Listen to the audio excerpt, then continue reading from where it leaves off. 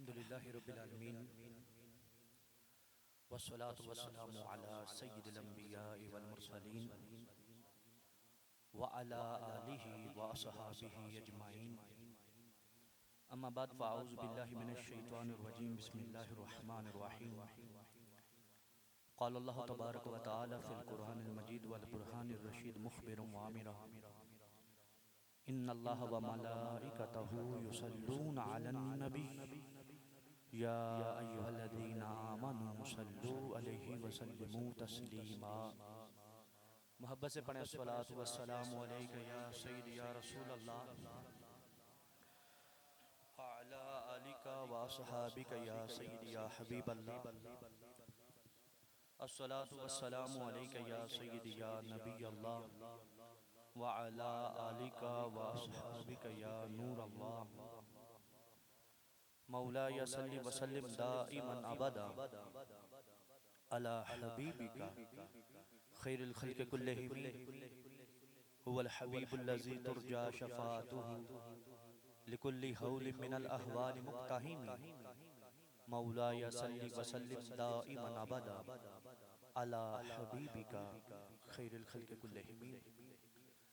अल्लाह तबारक व तआला जल्ला जलालुहु व अम्मा नवालुहु व तम्मा बुरहानुहु व अज़्ज़म शानुहु व जल्ला ज़िक्रुहु व अज़्ज़ा इस्मुहु की हम्द व सना और हुज़ूर पुर नूर शाफ़े यौम नशूर दस्तगीर जहां गम गुसारे ज़मां सय्यदे सरवरा हामी बेकसा क़ाइदुल मुरसलीन ख़ातमुन नबिय्यीन व ख़ातमुल मासूमीन अहमद मुज्तबा जनाब मोहम्मद मुस्तफ़ा सल्लल्लाहु अलैहि वसल्लम के दरबार गोहरबार में हदिया दुरूद सलाम अर्ज़ करने के बाद वारसाने मिंबर व मेहराब अरबाब फ़िक्र दानिश निहायत ही मुहतशम मुअज़्ज़म मुकर्रम सामीन व हाज़रीन बिलखुसूस मुहतरमुल मकाम इज़्ज़त माब हज़रत अल्लामा मौलाना इमरान कोटलवी साहिब ज़ीदा शरफ़ुहु और दीगर उलमा इकराम ज़वील एहतिशाम लायके सदे एहतराम जो यहाँ पर जलवागर हैं, अल्लाह ताला की बारगाह में दुआ है कि अल्लाह ताला इन सब की साये जमीला को कबूल व मंजूर फरमाए और हमें इनका दस्तो बाजू बनने की तौफीक अता फरमाए। जैसा कि आप सबको मालूम है कि महफ़िल मुक़द्दस ये तो मगरिब के फ़ौरन बाद ही शुरू हो जानी थी और बंदा नाचीज़ को इज़हार ख्याल का मौका मिलना था, लेकिन कुछ मामलात हैं जिनकी वजह से थोड़ा लेट हो गया हूँ। तो आप परेशान तो नहीं ना है? और अगर इशा थोड़ी सी हमने लेट कर ली तो कोई मसला तो नहीं ना होगा? कल को इमाम साहब को कह रहे होंगे जी तुसी इशा लेट कर छड़ी, तो भाई मैं थोड़ा लेट आया ना, तो फिर थोड़ा जगह जाना ही पैना हमारे लिए। जिस मौजू को मुंतखब किया गया और जो मौजू मेरे जिम्मे लगाया गया वो मौजू है वसीला। क्या मौजू है? वसीला। वसीला है क्या? इसके दलाइल क्या है? इसका सबूत कहां से? ये चंद चीजें मैं आपके सामने अर्ज करके इजाजत चाहूंगा। याद रखें, वसीला की डेफिनेशन करते हुए, तारीफ बयान करते हुए हाफिज इब्ने कसीर ने में लिखा है कि वसीला हर उस शय को कहते हैं जो मंजिल मकसूद तक पहुंचा देती है। बंदे ने जहां पहुंचना हो वहां तक जिस चीज को इस्तेमाल करके बंदा पहुंचता है ना, वो चीज जो दरमियान में आती है उसको वसीला कहा जाता है। ये है वसीला। अब आप इसको अपनी हजारों जगह पर लगा सकते हैं कि मैं यहाँ आया हूँ तो मेरे लिए कोई गाड़ी वसीला बनेगी, आप आए हैं तो कारी साहब का बुलाना वसीला, ठीक है। हजारों चीजें ऐसी हो सकती हैं कि कोई भी काम करने का कोई ना कोई वसीला होता है। आप तक आवाज पहुंचाने का वसीला ये माइक है, ठीक हो गया। रोशनी का वसीला हमारा ये बल्ब है। तो वसीला उस चीज को कहते हैं जो मकसूद तक पहुंचा दे, जो मतलूब तक पहुंचा दे। तो हम कहते हैं कि जिस तरह ये छोटी मोटी चीजें, छोटे मोटे काम करने के लिए वसीला है, रोजी का वसीला मजदूरी है, मेहनत है। हालांकि रिज़्क खुदा देता है, लेकिन हमें कुछ करना पड़ता। घर बैठे मन सलवा नहीं उतरता हम पे, जाके काम करना पड़ता। फिर है अल्लाह तबारक व तआला सब्जा उगाता है, लेकिन दरमियान में वसीला क्या बनता है कि हम बीज बोते हैं, फिर उसकी गोडी करते हैं, फिर खाद वगैरह स्प्रे करते हैं, वो हमें फिर आगे से पैदावार मिलती है। दे रहा भी रहा है, देता वही है, लेकिन दरमियान में ये चीजें वसीला बनती हैं, सबब बनती हैं, वजह बनती है। इसी तरह हम कहते हैं जिस तरह दीगर कामों में कोई ना कोई चीज वजह, सबब, रीजन, वसीला, तवस्सुत, फैल ये बनती है, इसी तरह अल्लाह तबारक व तआला की बारगाह में पहुंचना है तो अल्लाह के नेक बंदे वसीला बन जाते हैं।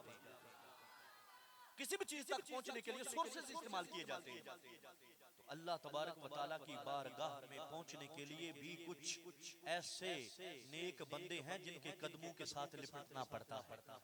अल्लाह ताला अपना कुर्ब अता फरमाता है। अल्लाह ताला किसी के वसीले से दुआ की हुई कबूल फरमाता है, वो वैसे भी कर सकता है। हमारा झगड़ा ये नहीं है कि अल्लाह से डायरेक्ट मांगे तो वो नहीं देता, माज़अल्लाह अस्तगफिरुल्लाह हो ही कैसे सकता है। हमारा अकीदा है कि अल्लाह शाह रग से भी ज्यादा करीब है। वो हर बोली, हर बंदे की, हर जगह से, हर वक्त, हर लम्हा सुनता है, बल्कि पहले ही जानता है कि मेरे बंदे ने क्या मांगना है, उसे सब खबर है, वो दूर नहीं है। लेकिन एक है कि मैं मांगू अपनी जबान के बलबूते पर, और एक ये है कि मैं मांगू गौसे जली के सदके में जाके। एक ये है कि मैं कहूं कि मैं निकम्मा सा एक तालिबे इल्म हूं, मौला मुझे ये दे दे। और एक ये है कि मौला तेरा बड़ा प्यारा है तेरा नबी, उसके सदके में मुझे अता फरमा। तो बात में फर्क आ जाता है ना, बात में फर्क आ जाता है। फिर जब मैं ये कहता हूं कि या अल्लाह अपने हबीब के सदके अता कर, तो फिर मेरा रब मेरी हैसियत को नहीं अपने नबी की इज्जत को देखता है, फिर अता कर दिया जाता है। इसी तरह मुकर्रबीन होते हैं, इसी तरह अल्लाह के पसंदीदा बंदे होते हैं। अब मैं चंद रिवायात आपके सामने रखता हूँ। ये मुस्तदरक लिल हाकिम है और इसकी दूसरी जिल्द है। इमाम हाकिम रहमतुल्लाह अलैह ने ये रिवायत नकल की है, तवज्जो से सुनिएगा। हदीस का नंबर 4228 है। कितना? 4228 नंबर हदीस। इमाम हाकिम रहमतुल्लाह अलैह नकल फरमाते हैं कि जब हजरत सैयदना आदम अलैहिस्सलातु वस्सलाम जन्नत से जमीन पर तशरीफ लाए, अर्श को छोड़ के फर्श पे जलवागर हुए, तो अल्लाह तबारक व तआला की बारगाह में दुआएं करते रहे। फरमाया एक वक्त आया, हजरत आदम अलैहिस्सलातु वस्सलाम ने कहा, या रब्बी अस्अलुका बिहक़्क़ि मुहम्मदिन, ऐ अल्लाह मैं तुझसे मोहम्मद मुस्तफ़ा के सदके दुआ करता हूँ, ऐ अल्लाह मेरी दुआ को कबूल फरमा ले। हजरत आदम अलैहिस्सलाम अबुल बशर है ना, सारे इंसानों के बाप है ना। अल्लाह के फजल करम से हम बंदे के पुत्र हैं। तो जिस तरह सैयदना आदम अलैहिस्सलाम ने सरकार के सदके और वसीले से दुआ मांगी, आज सुन्नी भी सरकार के वसीले से दुआ मांगे। तो पता चला हम कोई नया काम नहीं कर रहे, हम वो काम कर रहे हैं जो हमारे बाप ने किया है, जो हमारे रूहानी वालिद ने किया है। सैयदना आदम अलैहिस्सलाम ने अल्लाह की बारगाह में जब ये अर्ज की ना कि या अल्लाह मोहम्मद मुस्तफा के सदके दुआ मांगता हूँ, मेरी दुआ कबूल फरमा ले। अल्लाह तबारक व तआला फरमाता है, ऐ प्यारे आदम, अभी तो मोहम्मद मुस्तफा दुनिया में जलवागर ही नहीं हुए, अभी तो वो आई नहीं है, तुम्हें कैसे पता चला? कहा या रब मेरे, जब तूने मुझे पैदा किया मुझ में रूह फूंकी, मैंने अपनी नजरें अर्श की तरफ की तो वहां पे लिखा हुआ था ला इलाहा इल्लल्लाह मुहम्मदुर रसूलुल्लाह। जोर से बोलो सुभान अल्लाह। ऐ आदम कैसे पहचाना मोहम्मद का, कैसे पता चला? अर्ज की या अल्लाह जब मैंने आसमान की तरफ देखा था तो तेरे नाम के साथ तेरे नबी का नाम था, तो मैं समझ गया जिसका नाम मेरे रब के नाम के साथ जुड़ा हुआ है वो अल्लाह ताला को बहुत प्यारा है। तो या अल्लाह मैंने उस प्यारे के सदके ये दुआ मांगी है। अल्लाह तबारक व तआला ने फरमाया सदक़ता या आदम, ए आदम तूने बिल्कुल सही कहा, मेरी सारी मखलूक में से सबसे बढ़कर मुझे जिससे मोहब्बत है वो मेरा प्यारा नबी मोहम्मद मुस्तफा। हज़रत आदम अलैहिस्सलाम की दुआ कबूल हो गई, आज़माइश का मामला खत्म हो गया, अल्लाह ताला ने मग़फ़िरत कबूल फरमाई। आप अंदाजा करें हज़रत आदम अलैहिस्सलाम, दीगर रिवायात में आता है जब दुनिया पे आए थे तो तकरीबन 300 साल तक अल्लाह से दुआ करते रहे, मौला मुआफ़ फरमा दे, मौला मुआफ़ फरमा दे, मौला मग़फ़िरत फरमा दे, मौला रहमत फरमा दे। 300 साल के बाद जब मेरे नबी का वसीला दे के दुआ मांगी तो अल्लाह ने उसी वक्त कबूल फरमा ली थी। इस हदीस शरीफ को लिखने के बाद इमाम हाकिम ने पता क्या लिखा है, हाज़ा हदीसुन सहीहुल इस्नाद, फरमाया ये हदीस बिल्कुल सही है। हदीस कोई ज़ईफ कह के जान ना छुड़ाए, कोई जाली कह के जान ना छुड़ाए, कोई हदीस का रावी कमजोर कह के ना निकले। हाज़ा हदीसुन सहीहुन सहीहुल इस्नाद, ये हदीस सहीहुल इस्नाद है। अच्छा, फिर हजरत अबू नुऐम अस्फ़हानी रहमतुल्लाह अलैह ये दलाइल नबुव्वह के अंदर लिखते हैं कि जिस वक्त कुफारे मक्का मुकरमा और मदीना मुनव्वरा सरकार दो आलम सल्लल्लाहु अलैहि वसल्लम का भी मिलाद नहीं ना हुआ था, जब तक आपकी जलवागिरी नहीं हुई थी, सरकार दुनिया में नहीं आए थे, उस वक्त ये क्या करते थे, जब किसी से जंग हो जाती, जब किसी से लड़ाई हो जाती तो ये कहते या अल्लाह तुझे उस नबी का वास्ता जिसने अभी दुनिया में आना है उसके सदके हमें फतह अता फरमा दे। ये जितने यहूदी थे अभी सरकार दुनिया में आए नहीं, और पहली रिवायत में जो मैंने आपको सुनाई है उसमें भी अभी सरकार दुनिया में आए नहीं थे, वसीला पहले हो रहा था। और यहाँ यहूदी ये जब औस और खजरज के खिलाफ लड़ते, जंग करते तो नबी पाक का सदका मांगते और कहते या अल्लाह जो नबी आखिर में आना है उसके सदके हमें जंग में फतह अता फरमा। तो रिवायात में आता है अल्लाह ताला उन्हें फतह अता फरमाता था, वो जंग जीत जाते थे। लेकिन जिस वक्त नबी पाक सल्लल्लाहु अलैहि वसल्लम दुनिया में जलवागर हुए, आपका मिलाद हुआ, आप दुनिया में तशरीफ लाए, यहूदी इनकार करने लगे, मुखालिफ हो गए, बल्कि झगड़े करने लगे, जंगे करने लगे, मुखालफत पर उतर आए।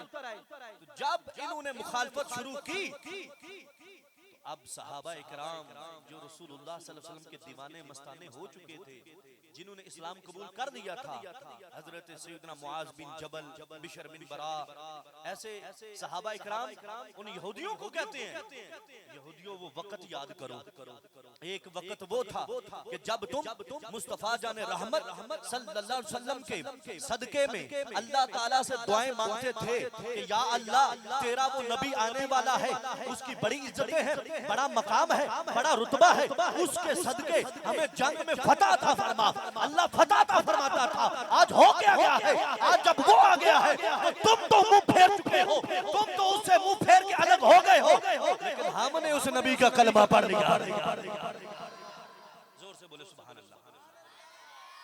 हाफिज अबू नुऐम रहमतुल्लाह अलैह ये सफ़ा नंबर 82 पर 43 नंबर हदीस नकल करते हैं, फरमाते ये यहूदी सरकार के आने से पहले सरकार के नाम का वसीला पेश करते, लेकिन जब सरकार आ गए तो मुकर गए। तो आप अंदाजा करें कि सरकार की आमद से पहले, आपके दुनिया में जलवागर होने से पहले भी सरकार का वसीला पेश किया जाता था, और सरकार के वसीले से काम होते थे, जंगों में फतेह मिलती थी, कामयाबियों कामरानी मिलती थी।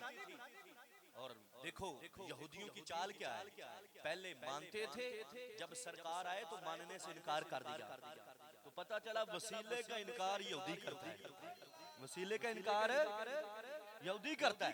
अच्छा, ये था सरकार की विलादत से पहले का मामला। अब आए जब सरकार दो आलम सल्लल्लाहु अलैहि वसल्लम दुनिया में जलवागर हो गए, आप तशरीफ ले आए, सहाबा के सामने जलवागर है, तो क्या अब भी वसीला मांगा जाता है या नहीं मांगा जाता?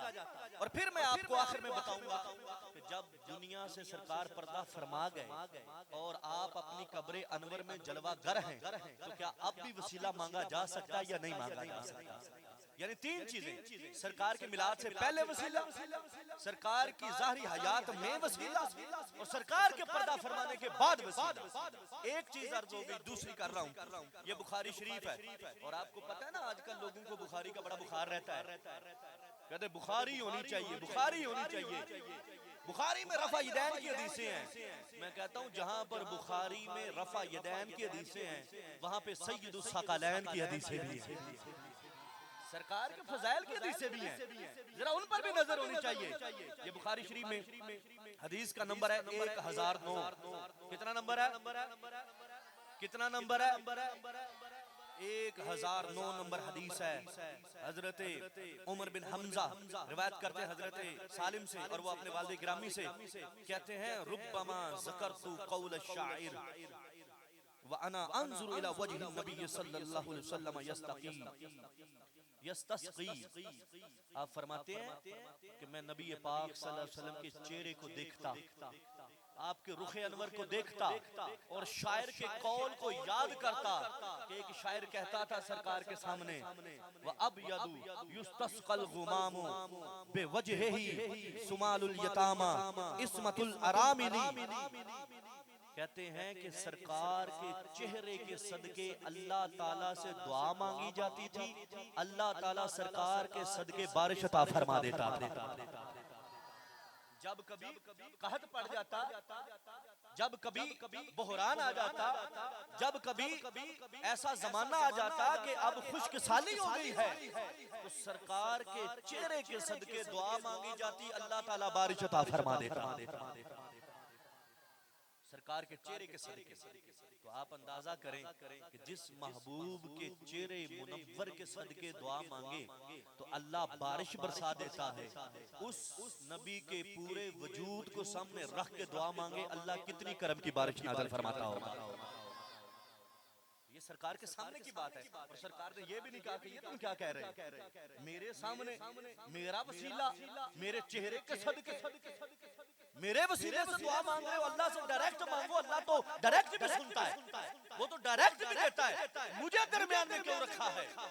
नहीं, मेरे नबी ने खामोशी इख्तियार फरमाई, और पता चला कि जब सरकार के वसीले से दुआ मांगी जा सकती है, तो फिर सरकार के गुलामों के वसीले से भी मांगी जा सकती है।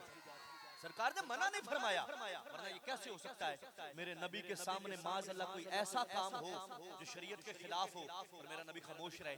ऐसा हो ही नहीं। सरकार उस काम से रोक देते हैं, टोक देते हैं जो शरीयत के खिलाफ हो, और जो शरीयत के खिलाफ ना हो, शरीयत के मुआफिक मुताबिक हो, मेरे नबी टोका नहीं करते। तो जब आपके चेहरे मुनव्वर के सदके में दुआ मांगी गई तो सरकार ने टोका नहीं है। इससे पता चला नबी का वसीला मांगा जाए तो मेरा नबी राजी होता है, नाराज नहीं होता। हमारे साथ जिनका झगड़ा है, हम उनसे कहते हैं भाई हमें ये नहीं है कि माज़अल्लाह खुदा से नहीं मांगना चाहिए या खुदा से मांगने से मिलता नहीं है, नहीं, बहुत कुछ मिलता है, सब कुछ मिलता है, लेकिन हमारा अकीदा ये है, एक है मेरी जबान, दूसरा है मेरे नबी की जात का वसीला। मेरी जबान में वो तासीर नहीं जितनी शान अल्लाह ने मेरे नबी को अता फरमाई। हो सकता है मैं मांगू, मेरा रब बेनियाज है, वो लापरवाह है, वो बेनियाज है, वो गनी है, वो समर्थ है, वो माने उसकी मर्जी, वो ना माने उसकी मर्जी, लेकिन जब उसके प्यारों की बात आ जाती है तो वो अपने प्यारों की लज रख लेता है, उनकी इज्जत रख लेता है। इसलिए कबूलियत का मेयार थोड़ा बढ़ जाता है। एक और रिवायत इसी बुखारी शरीफ के अंदर है, और ये बुखारी शरीफ की 1010 हदीस है। कितने नंबर? पहली थी 1009 यानी 1009, ये 1010 नंबर हदीस है। हजरत सैयदना फारूक आजम रज़ी अल्लाह तआला का जमाना है, और आप अंदाजा कर सकते हैं कि फारूक आजम के सामने शरीयत के खिलाफ कोई काम हो तो दस्ती तलवार निकालते हैं, फौरन तलवार निकालते हैं कि ये कैसे हो गया, ये नहीं होना चाहिए था। हजरत उमर पाक का जमाना है, हजरत उमर पाक रज़ी अल्लाह तआला के जमाने में बारिशें आने रुक गई। आजकल का ट्यूबवेल का और मोटर का तो जमाना था नहीं कि मोटर लगाई, मीटर लगाया, पानी निकाल लिया, ट्यूबवेल लगाए, वाफर मिकदार में पानी निकाल लिया, और उस वक्त तो ये नहरी निजाम भी इतना फास्ट नहीं था, तो जितनी भी फसल उगती, जितना भी मामला होता, सब्जा उगता, वो बारिश की बेस पे उगता। बारिश होती तो जमीन हरियाली उगती, फिर सब्जा उगता, फिर सारे मामले होते। लेकिन फारूक आजम का जमाना है, बारिशें रुक गई हैं, बारिशें नहीं हो रही, तो अब खलीफा राशिद सैयदना फारूक आजम रज़ियल्लाहु तआला अन्हु क्या करते हैं? कहते हैं सरकारे दो आलम सल्लल्लाहु अलैहि वसल्लम के चच्चा जान हजरत अब्दुल मुत्तलिब के बेटे हजरत अब्बास को सामने खड़ा करते हैं और अल्लाह ताला से दुआ मांगते हैं। ये बुखारी के लफ्ज़ है, अल्लाहुम्मा इन्ना कुन्ना नतवस्सलु इलैका बि नबिय्यिना फतस्कीना व इन्ना नतवस्सलु इलैका बि अम्मि नबिय्यिना फस्किना। या अल्लाह, जब तेरे नबी दुनिया में जलवागर होते थे, हमारे सामने थे, उस वक्त हम उनके सदके तुझसे मांगते थे और तू हमें अता करता था।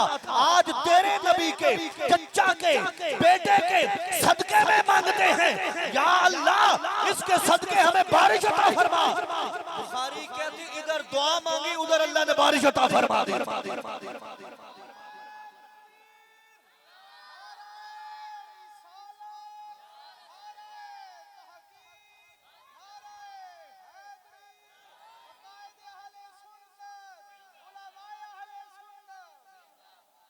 हज़रत अब्बास बिन अब्दुल मुत्तलिब सरकार के चचा हुजूर या अल्लाह, पहले तेरे नबी के नाम का वसीला करते थे, सरकार को सामने रख के दुआ मांगते थे। आज उन्हीं का रिश्ता है, उन्हीं का खून है, उन्हीं का ताल्लुक है, उनके वसीले से मांग रहे हैं। तो पता चला सरकार के वसीले से भी मांगा जा सकता है, सरकार के अहले बैत के वसीले से भी मांगा जा सकता है। ये बुखारी है। अब बुखारी की हदीस पर कोई ये तो नहीं ना कहेगा नहीं जी सनद ज़ईफ है, रावी कमजोर है, फलां ये है। बुखारी के तो बुखार सबको होता है ना, तो फिर बुखारी है। सैयदना फारूक आजम का अमल है, उस सहाबी का अमल है जो जरा भी ऊंच नीच देखते तो बर्दाश्त नहीं करते, लेकिन खुद वसीला पेश कर रहे हैं। इस हदीस पर कुछ लोग कहते हैं वो जी दरअसल मसला ये है ना कि फारूक आजम ने सरकार के चच्चे का वसीला पेश किया है, हजरत अब्बास का वसीला पेश किया और वो जिंदा थे, तो जिंदू का वसीला हो सकता है। सरकार दुनिया से चले गए हैं, तुम सरकार का पेश करते हो। तो हमारे उलमा ने जवाब दिया, अगर जिंदा का ही वसीला देना मकसूद होता, सिर्फ जिंदा का, तो फिर हजरत अब्बास को आगे क्यों किया? किसी को पकड़ के आगे कर देते कि या अल्लाह इसका सदका दे। लेकिन सरकार के चच्चे को आगे करके बताया कि निस्बत रसूल दरमियान में रहनी चाहिए, सरकार का ताल्लुक दरमियान में रहना चाहिए, वरना हजारों सहाबा इकराम वहां पर जलवागर थे, किसी को भी रख के कहते डायरेक्ट फारूक आजम कहते या अल्लाह भेज मारे। खलीफा राशिद, मैंने कभी जुल्म नहीं किया, कभी सितम नहीं किया, इंसाफ का इस्तियारा मैं हूं, इंसाफ पहचाना मुझसे जाता है, मैं करता इंसाफ हूं। तो फिर ये कहां चली क्यों है? डायरेक्ट खाना काबा में रब से दुआ करते हैं ना, लेकिन नहीं, फारूक आजम ने सरकार के चच्चा को सामने रख के बताया है। एक बात तो ये सामने आई कि सरकार के वसीले से भी दुआ हो सकती है, सरकार के रिश्तेदारों के वसीले से भी हो सकती है, और जिंदा से भी हो सकती है, और जो दुनिया से चला जाए उससे भी हो सकती है। ये बुखारी इसके अंदर ये सारी रिवायात मौजूद है। तो ये दूसरा जो स्टेप है या तवस्सुल बिन नबी फी हयात, सरकार की हयात मुबारका के अंदर, जिंदगी के अंदर भी वसीला उतारा। मैंने पहले दो रवायतें आपको सुना दी सरकार के मिलाद से पहले की, एक हजरत आदम अलैहिस्सलाम वाली और एक यहूदियों की जो औस और खजरज के दरमियान जब लड़ते थे तो सरकार का वसीला पेश करते थे। दो हदीसें मैंने आपको बुखारी से सुना दी कि सरकार के ज़ाहरी ज़माने में उस वक्त भी सहाबा सरकार का वसीला भी पेश करते थे और सरकार के रिश्तेदारों का वसीला भी पेश करते थे। अच्छा, यहाँ तक तो दूसरे भी थोड़ा थोड़ा मान जाते हैं। मसला पता कहाँ बनता है?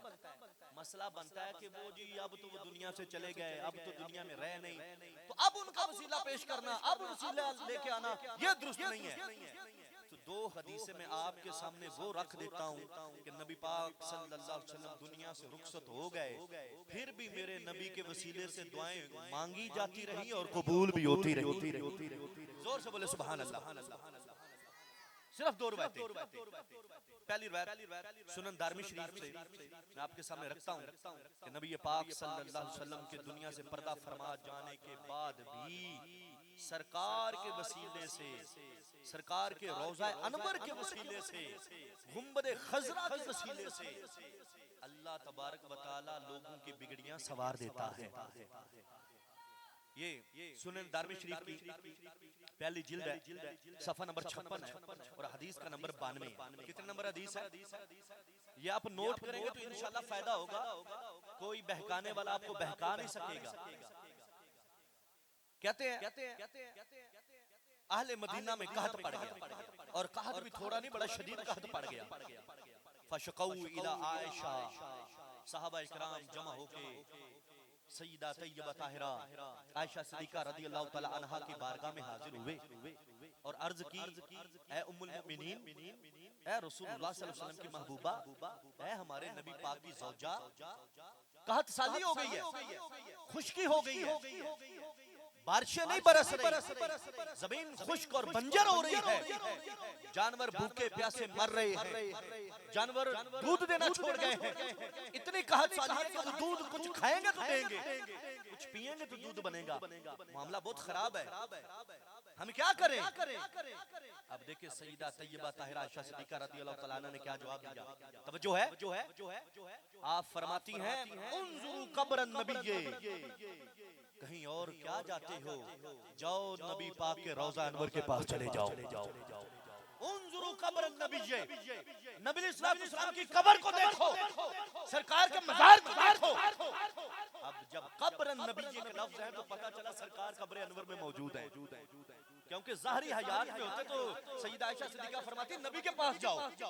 कब्र नबी के लफ्ज बोल के बताया कि सरकार अपने मज़ारपुर अनवार में जिंदा व ताबिंदा जलवागर है, उनकी बारगाह में जाओ। जिस तरह जिंदगी में जाकर उनसे दुआएं मांगते थे तो दुआएं कबूल होती थी, उनका वसीला करते थे, वो वसीला कबूल होता था। आज भी कब्र पाक के पास चले जाओ, रब कबूल फरमा लेगा। उन्जुरु कब्र नबी, सरकार की कब्र अनवर को देखो। फजअलू मिनहु कुवन इला समा हत्ता ला यकुना बैनहु व बैन समाए सक़फ, फरमाया जाओ सरकार के रोजा अनवर के पास जाओ, और जो छत है उस छत में से एक सुराख कर दो, छत को तोड़ो, एक सुराख करो, ताकि मेरे नबी की कब्र का नजारा अर्श भी कर दे।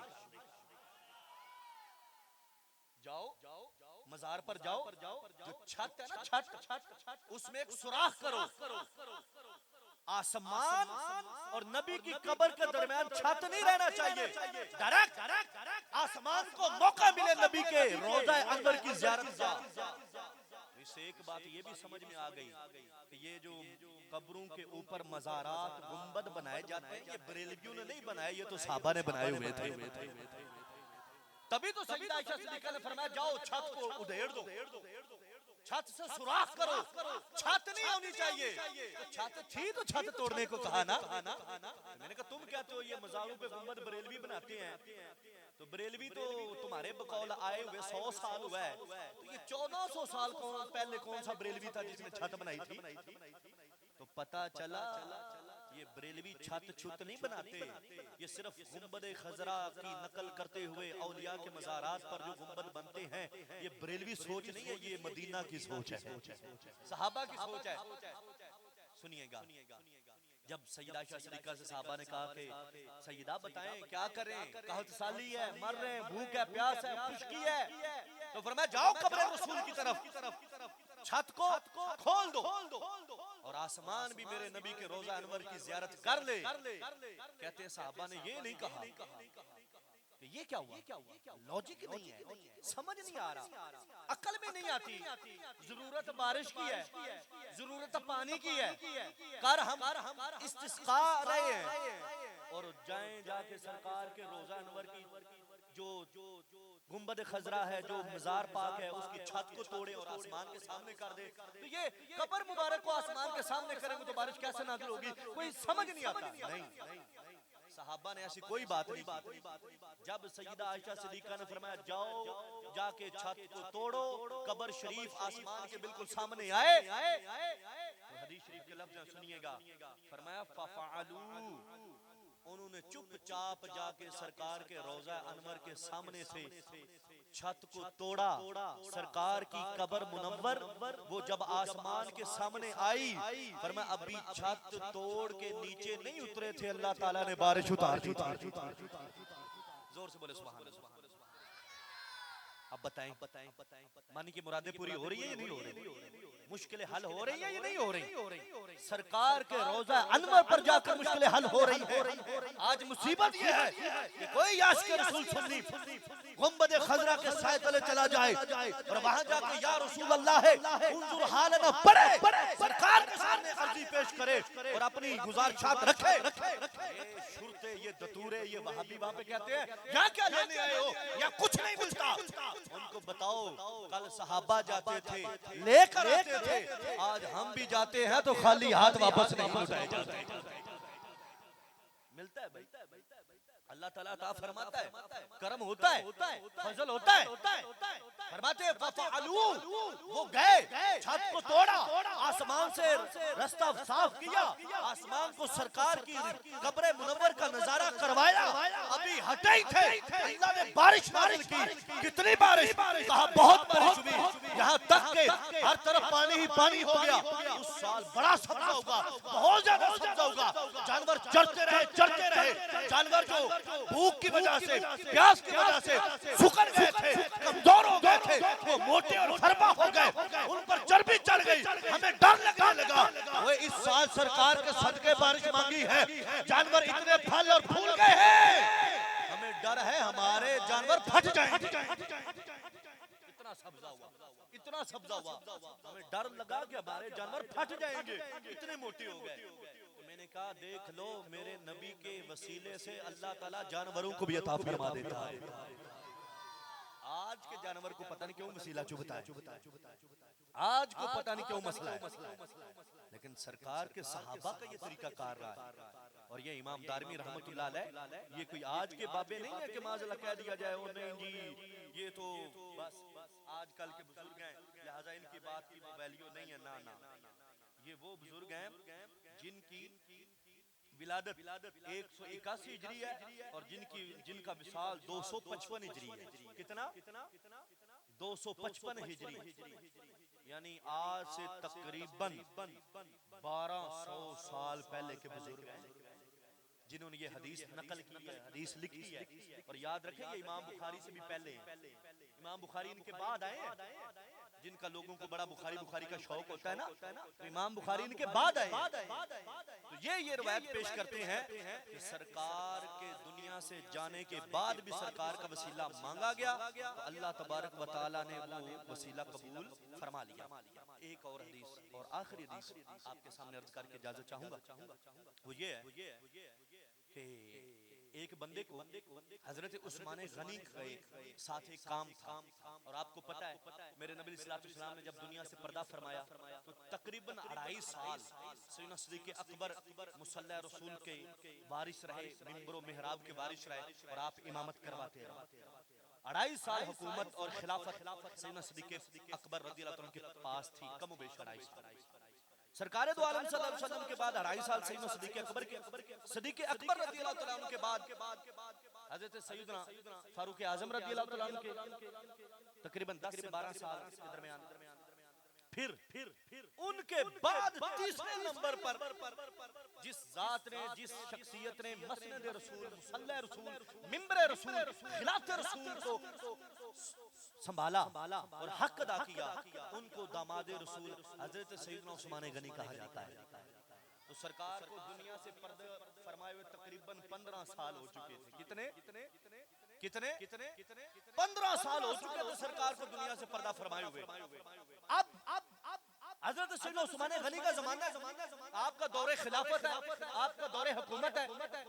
एक बंदे को काम पड़ गया, किससे? हजरत उस्मान गनी से। वो हजरत उस्मान गनी से मिलने आया तो देखा कि आगे जो साइलीन की एक लंबी कतार है, बहुत सारे लोग हैं जो हजरत उस्मान गनी से मिलना चाहते हैं, अपनी अर्जियां, अपनी मुश्किलात, अपने मामलात, अपनी हाजात पेश करके उनका हल चाहते हैं। और हजरत उस्मान गनी इतने मसरूफ हैं कि मेरी तरफ तवज्जो भी नहीं करते। वो गए और परेशान हाल वापस हटे।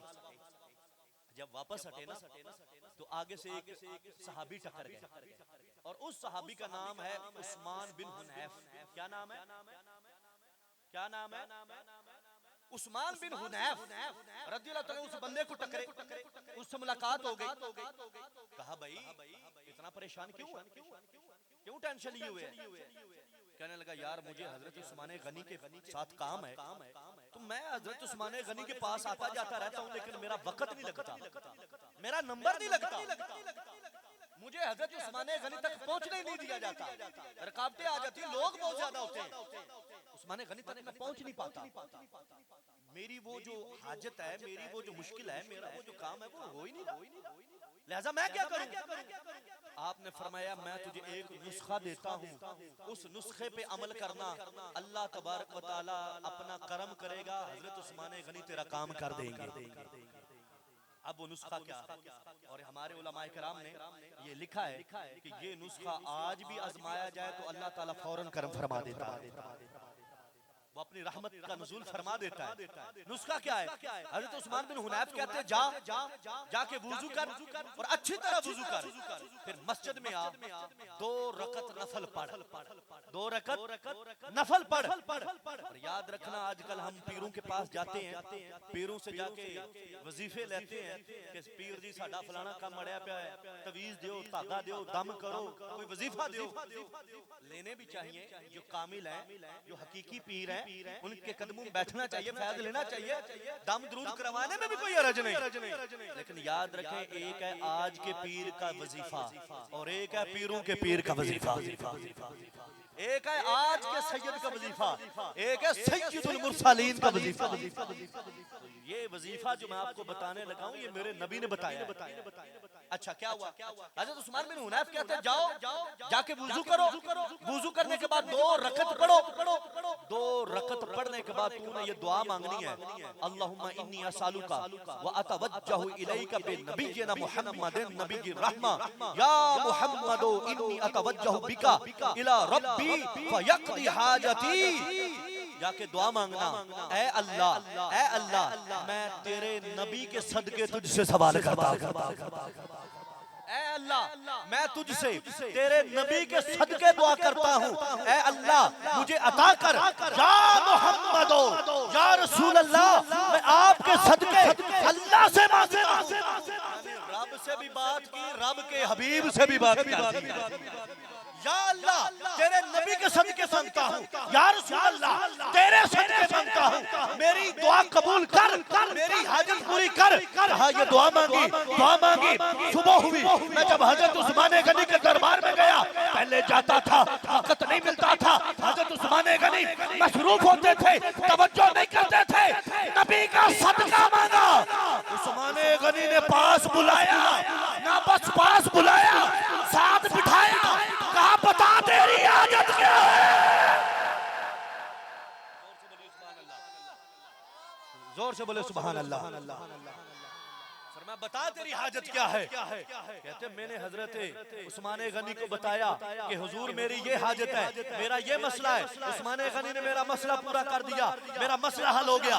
अब ये बंदा उठा और जाके हजरत उस्मान बिन हुनैफ को कहता है बड़ी देर हो गई, उस्मान गनी के पास जा रहा था, कभी वक्त नहीं मिल रहा था, आपने वजीफा दिया है, आपके वजीफे के सदके, अल्लाह ताला के करम के सदके उस्मान गनी ने मेरे सारे मसले हल कर दिए, सारे मसले हल हो गए। अब देखो हजरत उस्मान गनी के जमाने में सरकार के वसीले से दुआ मांगी गई, वो कबूल हुई और मामला भी हल हुआ और करवा भी साबी रहे हैं। साबी ने ये क्यों नहीं कहा सीधा जा मस्जिद में नमाज पढ़, अल्लाह से मांग, अल्लाह हर एक की सुनता है। वो ये नहीं देखता ये पंजाबी है, ये सिंधी है, ये बलोची है, ये अरबी है, ये इंग्लिश है, कुछ भी कोई भी जुबान हो अल्लाह ताला की पैदा करता है, अल्लाह ताला सब जानता है। मांगने वाला गोरा हो, काला हो, स्याफाम हो, कोई भी हो, रब सबकी सुनता है। बंदा दुनिया के किसी खित्ते में मांगे रब सबकी सुनता है, किसी भी पहर में मांगे रब सबकी सुनता है। साबिक कहते ना कि जाओ जाके रब से मांगो, लेकिन अल्लाह के फजल व करम से सहाबी जानते थे कि रब से मांगे तो भी कबूल होता है, रब के नबी के वसीले से मांगा जाए फिर भी कबूल होता है। तो बताओ फिर सहाबी की माननी चाहिए या वाबी की माननी चाहिए? वाबी कहता वसीला नहीं दे रहा, वसीले से मांगोगे तो अल्लाह नाराज होगा, शिर्क होगा। सहाबी कहते हैं नबी का वसीला देना अल्लाह फौरन कबूल फरमा लेगा। तो दसो हुण वाबी दी मनिए या सहाबी दी मनिए? आले हदीस कहता है कि वसीला नहीं, हदीस कहती है वसीला है। दसो आले हदीस दी मनिए या हदीस दी मनिए? अल्हम्दुलिल्लाह हमने वहाबी की नहीं मानी, हमने साबी की मानी। हमने आले हदीस की नहीं मानी, हदीस की मानी। ठीक हो गया, बात को खत्म करते हैं।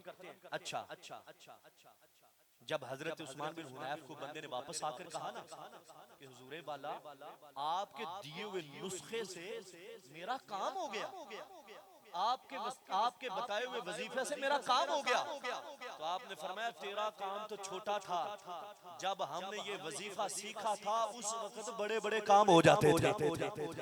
उसने कहा कि बताओ फिर आपने वजीफा कैसे सीखा, ये काम कैसे हुआ? तो वो साहबी कहते हैं कि एक मर्तबा हम सरकार की बारगाह में बैठे हुए थे, तो एक अंधा आ गया, नाबीना आ गया, जाहिरी तौर पर जिसकी आंखें नहीं थी, सरकार के पास आकर कहने लगा या रसूल अल्लाह, अल्लाह से दुआ करो, अल्लाह ताला मुझे आंखें अता फरमा दे, मेरी आंखों की नूरानियत रोशनी वापस आ जाए। तो अब सरकार ने ये नहीं कहा कि आंखें तो सही करना अल्लाह का काम है, मैं तो इस्लाम बताने आया हूँ, नमाज बताने आया हूँ, रोजा सिखाने आया हूँ, हज का तरीका बताने आया हूँ। नहीं, सरकार ने फरमाया अगर तू चाहता है तो मैं दुआ कर देता, लेकिन अगर तू सब्र कर ले तो अल्लाह ताला तुझे अजर अता करेगा। कहने लगा यार रसूल आप दुआ करें, अल्लाह मेरी आंखें ठीक कर दे। तो सरकार ने फरमाया जाके वुजू करके 2 नफल पढ़ के ये दुआ मांगना कि अल्लाह तेरे नबी के सदके आंखें मांगता हूं, मुझे आंखें अता फरमा दे। हज़रत उस्मान बिन हुनैफ कहते हैं आज मैंने तुझे ये जो वजीफा बताया है कि जाओ उस्मान गनी के पास तेरा काम होगा। कल एक वक्त था जब सरकार की बारगाह में एक नबीना आया था, उसकी आंखें काम नहीं करती थी, सरकार ने ये वजीफा उसे दिया था, हम सामने देख रहे थे, वो हमारे सामने नमाज पढ़ता है, फिर दुआ मांगता है या अल्लाह नबी के सदके मुझे आंखें अता कर। अभी उसने हाथ मुंह पे नहीं फेरे थे, अल्लाह ने आंखें अता फरमा दी। अल्लाह ताला ने इस वजीफे के सदके सरकार के वसीले से मांगी हुई दुआ पर उसको आंखें अता कर दी थी, वो बिल्कुल ठीक हो गया था। ऐसे लगता था कि कभी इसकी आंखें खराब हुई नहीं थी, कभी आंखों की बिनाई गई नहीं थी, आंखों का नूर खत्म हुआ ही नहीं था। इस हदीस को नकल करने के बाद इमाम मुंजरी लिखते हैं वल हदीस सहीहुन, ये हदीस बिल्कुल सही है, ये हदीस है। लिहाजा ये कोई किस्से कहानियां नहीं है, मैंने 6 अहादीस आपके सामने पढ़ी है, एक भी बात जेब से नहीं की है कि ये हम यूं करते हैं हम वो करते हैं। 2 हदीसें सरकार के मिला से पहले वसीले पर पढ़ी, 2 सरकार की ज़ाहिरी हयात की पढ़ी है और 2 सरकार के पर्दा फरमा जाने के बाद की पढ़ी है। अल्लाह ताला से दुआ है अल्लाह ताला हमें अमल की तौफीक अता फरमाए, बातकाज़ा बशरियत जो सबकत लिसानी वगैरह हो गई हो उससे अल्लाह ताला दरगुजर फरमाए। आमीन बिजाहि नबी अमीन मुसल्लम।